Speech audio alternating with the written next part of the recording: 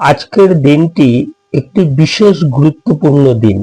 কারণ আজকের দিনে অনেকগুলি উৎসব একসাথে সমাবেশ ঘটেছে আমাদের জীবনে।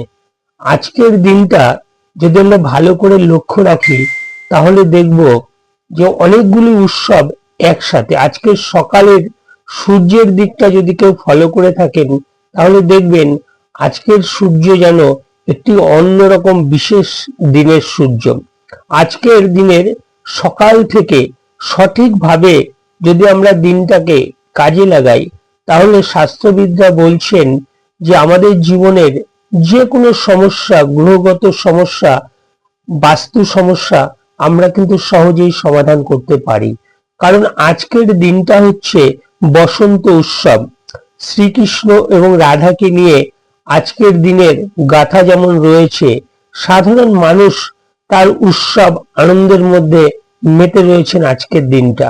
শ্রীকৃষ্ণ যে উৎসবটার সূচনা করেছিলেন সেই দোল উৎসব তো রয়েছেই, পাশাপাশি আজকের এই দোল উৎসবের মতোই 540 বছর আগে এরকমই একটু দোল উৎসব, সাথে আজ যেমন রয়েছে চন্দ্রগ্রহণ, পূর্ণ চন্দ্রগ্রহণ রয়েছে, 540 বছর আগেও ঠিক এইরকমই বসন্ত উৎসব এবং পূর্ণিমা ছিল।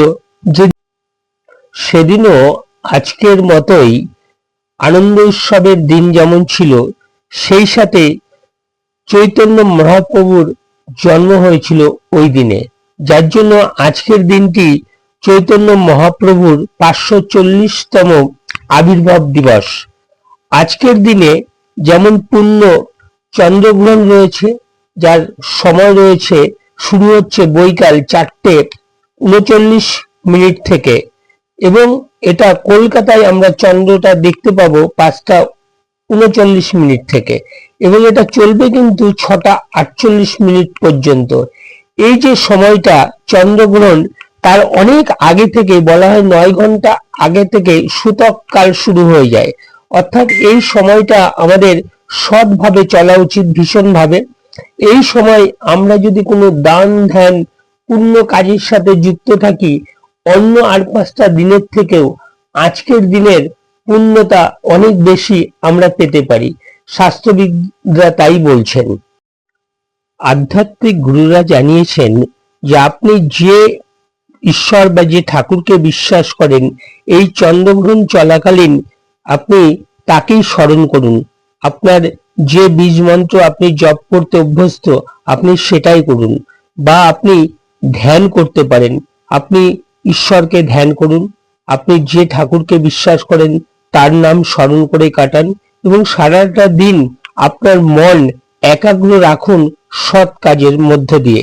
তাহলে কি হবে, আমাদের জীবনে যেমন মনের পরিবর্তন আসবে, সাথে সাথে আমাদের শারীরিক উন্নতি হতে থাকবে, এবং শারীরিক ইমিউনিটি পাওয়ার, আমাদের রক্তের যে সঞ্চালন, সেটা কিন্তু আমাদের মনের উপর নির্ভর করে। আমাদের মন যখন সুন্দর হবে তখন আমাদের দিনটাও কিন্তু সুন্দর কাটবে, আর মন এবং শরীর দুটোই যখন সুন্দর হবে আমাদের জীবন সুন্দর হতে থেকে সুন্দরতার দিকে যাবে।